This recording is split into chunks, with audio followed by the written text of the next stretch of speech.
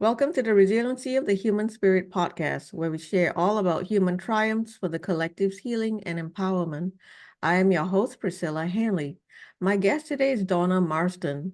Donna is a mother who intimately understands the challenges of loving a child in active addiction. Her heart was shattered as she grappled with the desperate need to save her son. She worked through her pain and gradually stopped participating in the drama of her son's addiction.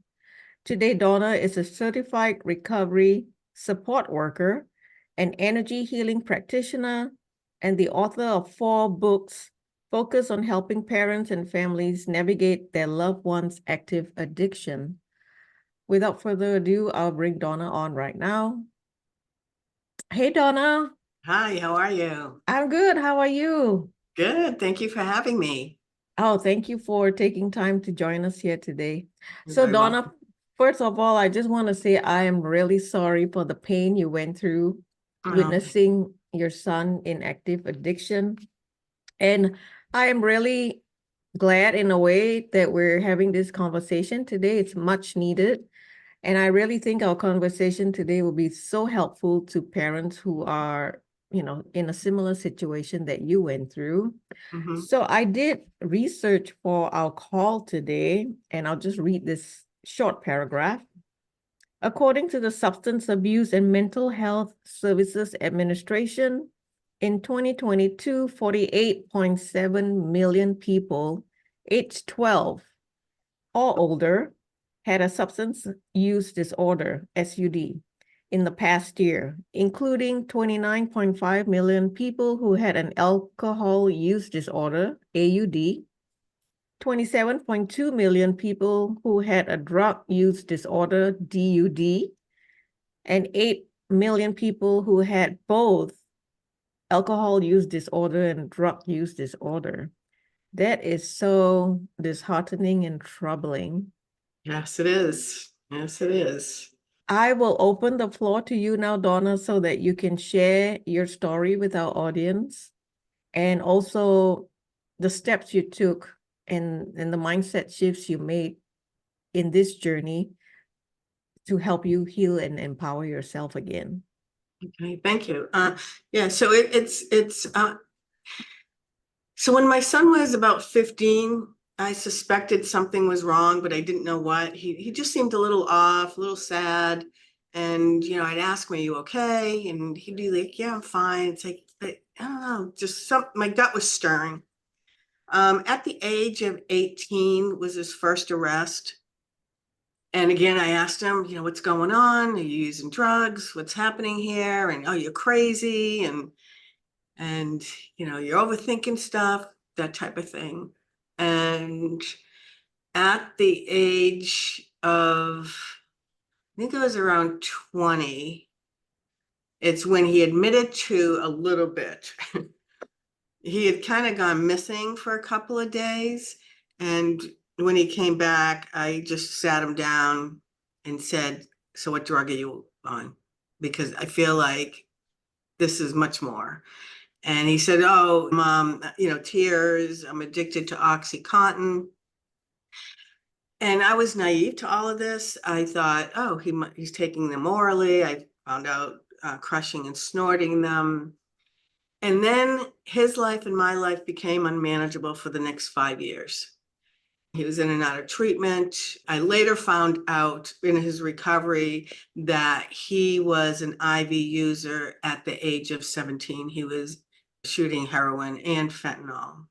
Because I remember saying to him, when all these people were dying a few years ago from overdoses from fentanyl, I said, "Geez, I'm so glad that wasn't around when you were active." Because it was the 1990s. He found his pathway to recovery in 2008. And he said, "No, Mom, I love fentanyl." I was like, oh. I mean, it's like hit me with a 2x4, just some of the things that, when our children are in active addiction, they do things or say things that it's not the child we know. They're very different, and that's their disease. So as he spiraled out of control, I spiraled emotionally. And so for the first 6 months when I found out he was in active addiction, I went to bed for 6 months when nobody was looking, and my head was my hell. I'd create stories that I didn't know to be true. Was I good enough mom? Did I treat him differently than his brother? Did I love him enough? Like, what did I do wrong? And I would just, like, the what ifs, the could ifs, and the should ifs will make us crazy. And so about 6 months later, I, had got out of bed and I was on my family room, and I a thought came and said, you didn't cause this. This isn't from you. And there was this sense of relief, like, no, I didn't shoot drugs into his veins. I didn't crush Oxycontin so he could snort them. I didn't go buy drugs for him. It had nothing to do with me. But in that moment, I realized, oh boy, I have a secret. So this is like, late 1990s, 2000, that, like, you don't talk about this. The stigma was horrible. And my husband and I are both in sales, afraid of being blackballed, that, that could really hurt us business wise. And we have another child who's affected by this. So we kept our secret. And the hard lesson was, we're as sick as our secret. As long as we keep it and internalize it, you just can't heal.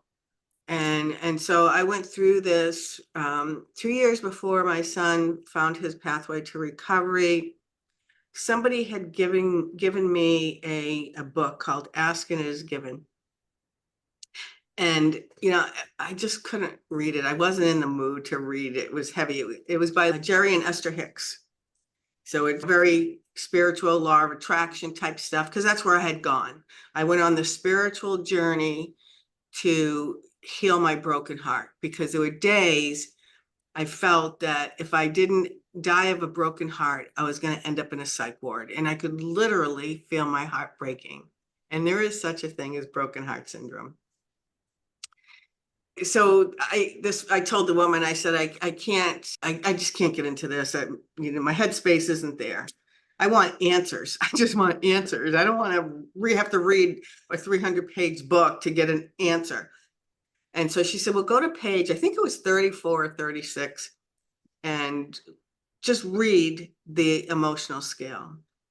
And when I looked at this emotional scale, it was like somebody woke me up.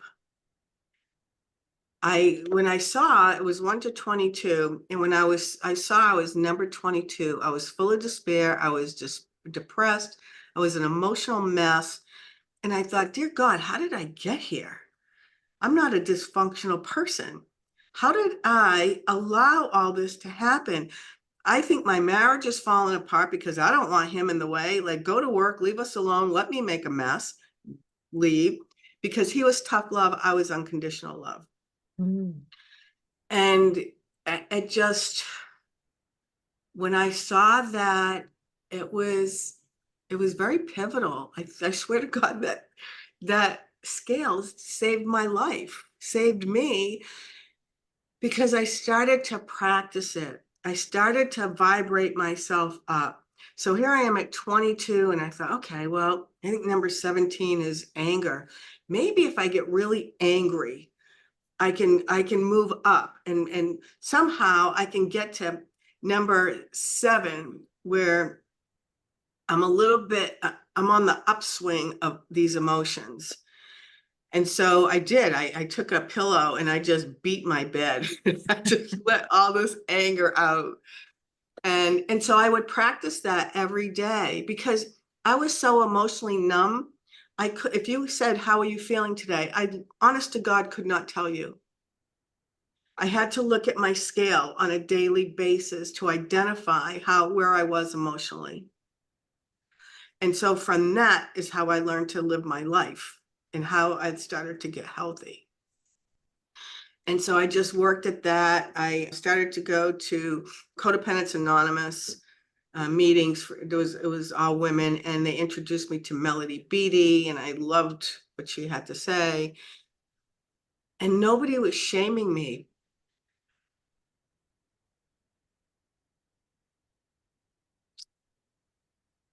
Sorry. Because I loved my child. It's It okay. was an active addiction.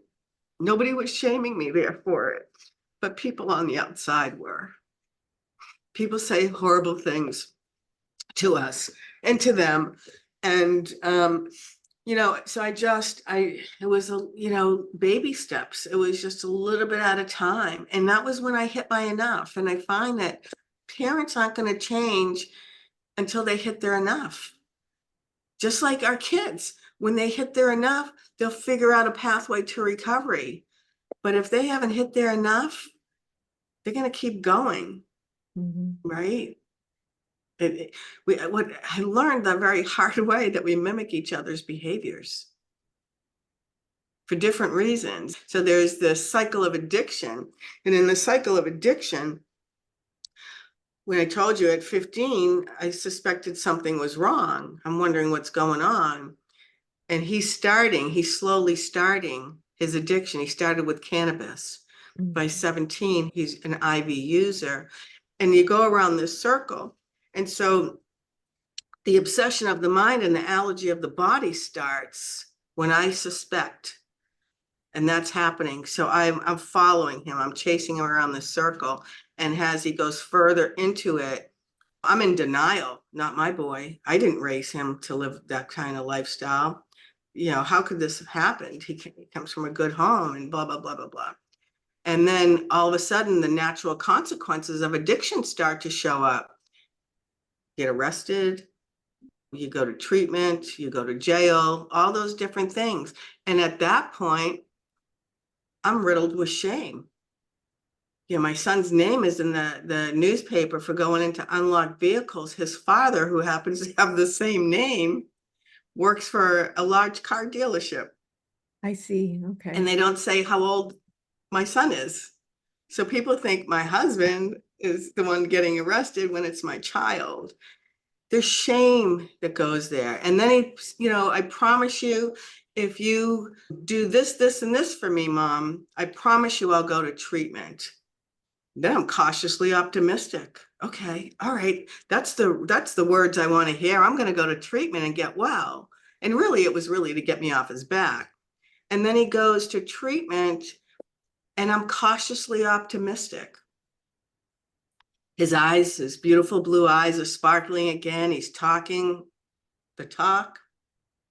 Problem is, he wasn't walking the walk. And as soon as he doesn't walk the walk, and the obsession of the mind and the allergy of the body starts, off he goes. And so I chased him around the cycle of addiction for years. And that's not healthy. Yeah. So you mentioned Melanie Beatty.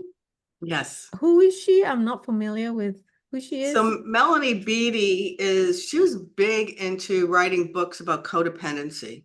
Right. Okay. I believe she's a person in recovery. And so, as parents, we're told you're codependent and you're an enabler and you're this and you're that. And so we're shamed. And those are very shameful Yes. labels that we're given because we love our children and we want to see them live a happy, healthy life. Our dreams have been diminished because of drugs and alcohol. And so she talks about it and it was interesting and it was helpful for me because I could identify some of my behaviors and then learn how to change them. Okay. So what I do with the people I work with, I don't like the codependent and enabling labels. I refer to it as unhealthy helping because that's really what it is. We do things for our children when they're in active addiction that they could and should do for themselves. Pay their bills, go to school, right? Stuff like that. Right. So what would you tell a parent if a parent is in a similar situation like you were in, and you talked about unhealthy helping? What are some of the signs or ways that parents can kind of like stop and realize that actually they're not helping their child, but maybe doing more damage through unhealthy helping? Yeah. Yeah, that's a tough one because what worked for me may not work for somebody else. And there's no right or wrong way. We all have to find our way. But it's bailing them out of jail. That's unhealthy helping instead of them suffering the consequences. But it's really hard to have your Yes. child in jail and worry. That's a worry. That's a horrible worry. Paying my unhealthy helping, I paid off drug dealers. I bailed him out of jail. We made his car payments when he should have been making them. He was working. I paid for his phone bill because I always wanted to make sure he had a phone. Well, guess what he does with his phone? He's calling and making drug deals. But I needed to be able to get in touch with him. Right. So what happens a lot is it's about our needs and wants. That's what unhealthy helping really is. It's what we want.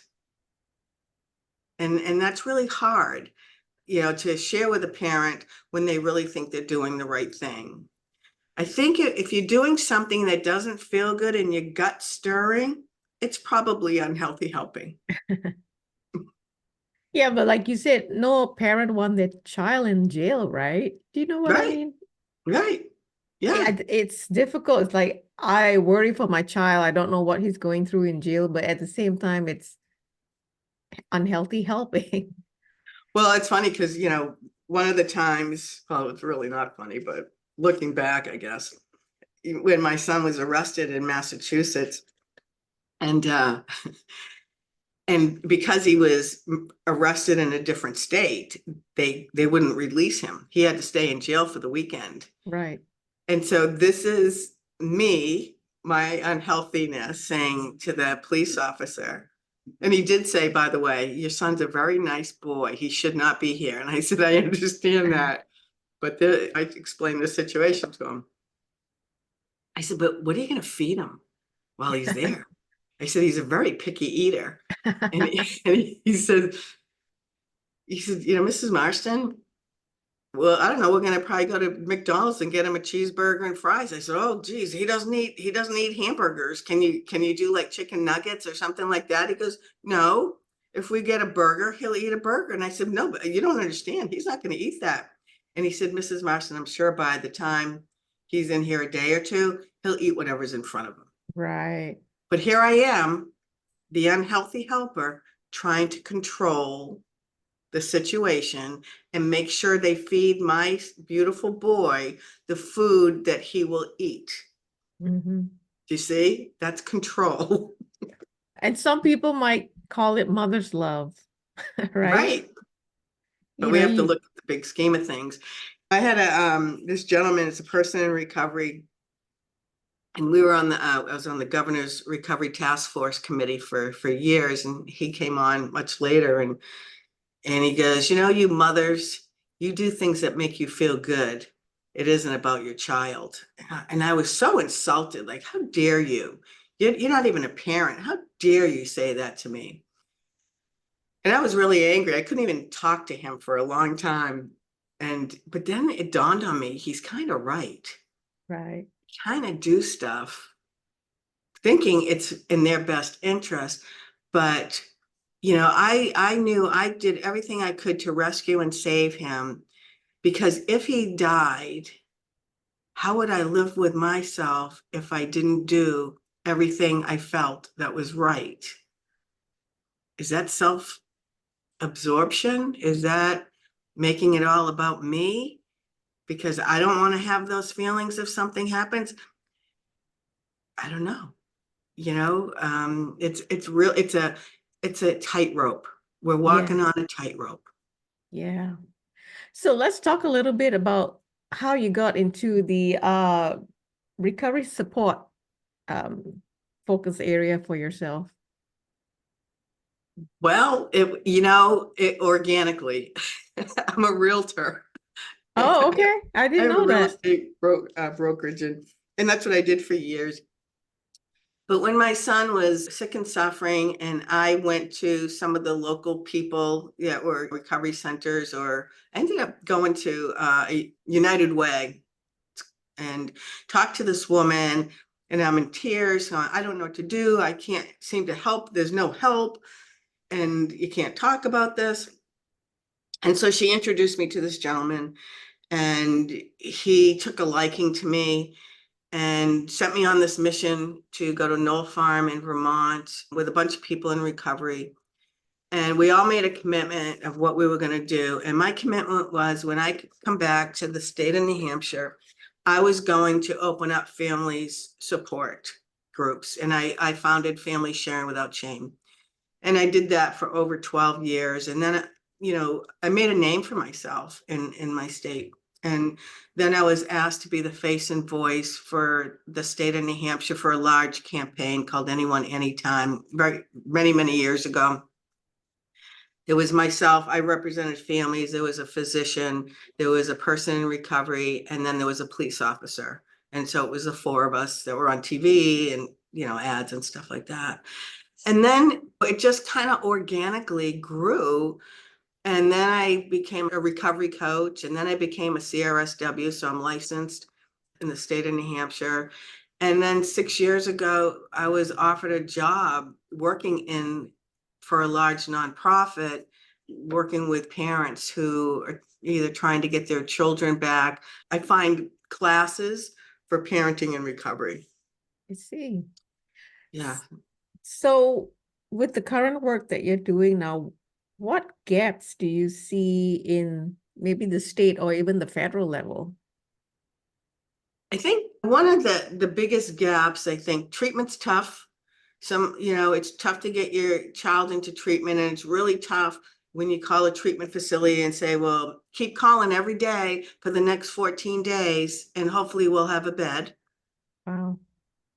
Or there's a gap when people are coming out of jail or prison that need to go into maybe a recovery home, a place where they can live and move forward in their recovery. There's gaps there. There's not enough resources. There's not enough treatment. There's, it's really hard unless you have money. It's, especially people who don't have the funds. There's a Right. lot of gaps. Yeah, I know. Like I said, with the numbers, 48.7 million people, and with the lack of resources, this is like a perfect storm. Yeah, Yeah, yeah, it's that's very for sure. disheartening. You talked about the book that really catapulted you on your healing journey. Mhm. What other resources did you turn to, assist you on your healing journey? I tried going to like Al-Anon, and I just wanted the answers, and they kept telling me to come back. So that didn't feel right to me. And I really went on this spiritual journey that I joined spiritual groups because I knew I needed to heal my pain. My pain was horrific. And I remember a friend saying to me, like, I want my friend back. Yeah. And she had suggested having Reiki done. And I don't think I had smiled or laughed like in years. I was just so sad. And so she said, for $50, I have a friend. She does Reiki. Go see her. And I was like, I don't know. And anyway, I did it. And that was life changing for me. And with the Reiki, that was the first time that my heart felt light. I had a little skip in my, I just felt lighter and a little bouncier. And oh, my heart kind of I feel my heart today. Wow. And I wanted more of that. So I just kept trying to, reaching out, trying to find classes where I could go learn. And nothing felt right. I'd sign up for all these classes and nothing felt right. And then I went to my chiropractor, and this little woman comes bouncing across the room. And I looked at her and I said, are you a Reiki master? And she said, yeah. And I said, will you teach me? And she said, yes. Oh, And she wonderful. became my mentor. Okay. And Yeah. are you a Reiki practitioner yourself now? I'm a Shambhali Reiki master. I don't really practice it like I used to. I used to really do hands-on. I've helped some people like with cancer, a friend, it depends. I do like air therapy with beads or magnets, which is like Oh, pressure points okay. that when parents are so stressed out, I put those on and like they zen out. Oh, And really? then I'll have them, if they come here, sometimes I do a lot on Zoom, but I have a little spiritual area where I have a chakra mat, and it has 20, I think it, or yeah, 20 of the different crystals actually inside of it. And I have them sit on that as we have a conversation. And sometimes I'll take them through a guided meditation just to release, whatever, or help them balance their chakras so that they feel better. Nice. So I want to ask you, looking back now, what would you say to that younger version of yourself that was so depressed and struggling to find herself? Breathe. Remember to breathe. I used to catch myself holding my breath all the time. And self-care, when we're going through this, it's so important for us to do self-care. We have to take care of ourselves. And because what happened for me, and this is another thing I think that catapulted me to start taking care of myself, is that, and it was like a spiritual moment. I wasn't conscious. It was a subconscious thing that happened. And it was a voice that I heard that said, what happens if he gets well and you're still sick? Mm. And I put my roller skates on and I started just doing what I needed to do and doing everything to get me healthy. Because what I found is every time my son came home from treatment, I was part of the problem, not part of the solution, because I would remind him of the thousands of dollars he owed us, of the heartache he caused me. I would throw it all in his face. That's not good. So I had to learn when he came home from treatment, I had to work my own recovery program while he worked his, and I had to mind my own business. And when I started to do that, things just merged and worked out beautifully. You know, but it's also normal for parents to have anger, right? I think Sure. you had a lot of anger in you as well, and that's normal. Yeah, I So, took it out of my bed. I took it out of my husband. yeah. Comes out somewhere, right? Yeah, it has to. It has to come out somewhere. Yeah, and thank God my husband loves me so much and so unconditionally that he just didn't take it personally and let me do my thing. And 44 years later, we're still happily married. So, Oh, so lovely. So I want to get to this very interesting topics. I want to know your thoughts about soul agreements. mm. Well, my understanding is that before we come into this life, that we make agreements on the other side. And I believe my son and I made an agreement. Well, everybody in my life I've made agreements with on the other side. And then we come here and we have in these physical bodies. And what happens to what I believe is what happens is we either figure the agreement out and we work it out and we move forward living a healthy, happy life, or I can I can complete my agreement and move on from you. Right. The And then it's up termination to of agreement. Yeah, and then it's up to you to. So what happens a lot, and I'm going to use like a couple, is that if one suffers from alcoholism and one is the unhealthy helper, oftentimes the healthy helper will move on, Mm-hmm. right? And then the person who's sick and suffering still has that agreement or contract that they have to figure out. So someone else is going to come along and maybe be in love with them, and they're either going to make it better and get with them, or they're going to still mess up and that person moves on, but they're still stuck trying to figure Right. out that contract. Yes. Yeah. I agree with what you're saying. Before we incarnate into this lifetime, we agree to experience certain things, certain experiences for learning and soul's evolution. And so when we are in so-called perceived negative situations, like, for example, your son's addictions, it's hard to see past the anger and past the guilt and the shame. But on a higher level, there are soul agreements everywhere, right? Mhm, So mhm. this leads me to my next question. So what did you learn from this experience? Oh boy, I learned unconditional love. I learned that addiction has no boundaries, that it doesn't matter what your financial status is, your family status, or your social status. It is what it is. It can happen to anybody at any time. I learned that when someone is in active addiction, they need to be loved more, not less. Wow, I like that. That is so powerful. Mm, Um, okay, let's move on to your business now. You said you're a recovery coach, and I just want to have you share what programs and services that you offer to the collective at this time. sure.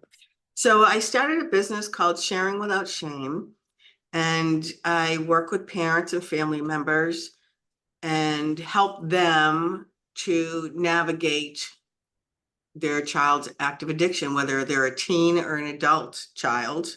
I don't care. It could be a 70-year-old child, right? Right.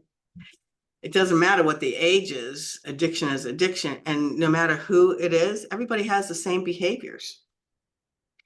So my goal is so nobody suffers the way that I did, that hopefully I can teach them better coping skills so that they can move on and not become so emotionally and financially depleted like I was. So I do it online, or if they're, in New Hampshire, I'll meet them in New Hampshire, face to face, one-on-one. And I offer workshops. I have 4 books all on Amazon. Peeling the Onion was my first book. That's really about my journey of healing. And then I wrote Just for Today. So that's 365 days of affirmations. It's Oh, it's nice. just something to open up that you might need to hear, Right. I right? like that. And then last fall, I published Sharing Without Shame, which is there's 6 people who are in recovery and 6 parents. So the parents talk about how they navigated through their child's active addiction and Mhm. recovery. And the people with an SUD talk about their pathway to recovery. And then there's some other information about unhealthy helping. And then I have Healing Without Shame, which is a journal that goes with Sharing Without Shame. And I understand you also have a podcast. I do, Sharing Without Shame. Yeah. How did that start for you? Oh, that started years ago, and it was called Addiction in My Family. And I'm technically challenged. And the kid that I had hired, who's this friend of my son's, he got a job. And so we stopped doing it. And I kind of pushed it off to the side. But a few months ago, I rebranded myself to Sharing Without Shame. And so I figured I'm going to just start up a podcast and see where it leads me and just take it organically and see what happens. Nice. And where can people find you online? www.sharingwithoutshame.com, or I have a Facebook page called Sharing Without Shame. And then my podcast is on Apple and Spotify. Spotify, yep. Do Yeah. you do it on YouTube too? Yep. Okay, wonderful. I'll put all the links in the show notes. So we have a couple minutes left. So I have a signature closing question that I ask all my guests. And this is the question. What is your closing message for humanity to help in our collective healing and empowerment? Be kind.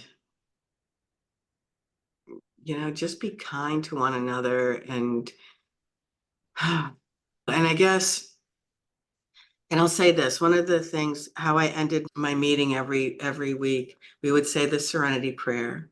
And then I would end it with, I put my hand in yours. So together we can do what you no longer have to do alone. Oh, I love that. Yeah. We are a collective, which is one, right? Collective. We're Hmm. all together. It is unfortunate that we have a lot of division in our collective at this time. However, I think it's needed is not a correct word, but I guess it is needed for us to see the division and the darkness that comes with division so that we can make changes. Hmm. Because if we don't see the darkness, we're not going to make changes. So my hope is that humanity is on its path to unity consciousness, and I think we are. It's just going to take a little bit of time. Yeah. Yeah. Well, and I think there's a lot of children being born awakened. Yes. Yes. And it's probably maybe it's I don't know, maybe 10 years away for them to get to the point where they're kind of becoming adults and whatnot, that it will shift. I hope it's sooner than that, but I think with this younger generation, they're much more open. Mm-hmm. They're Higher freer with it. vibration. Yeah, and I think it's going to shift. It has to shift because this doesn't feel good, Yeah. right? I think we're already in the middle of the shift, but like I said, it's going to take some time. Well, sometimes the darkness has to come to light so that Exactly. it can be dispersed or healed, or however you want to refer to it. Yeah, I Yeah. totally agree. So Mm. thank you, Donna, for Thank taking the you. time to hang out with me today. I so enjoyed our conversation, and thank you so much for the profound work that you're doing to help in, healing parents and families. And for everybody who's watching and listening, thank you for your time. And until next time, bye for now.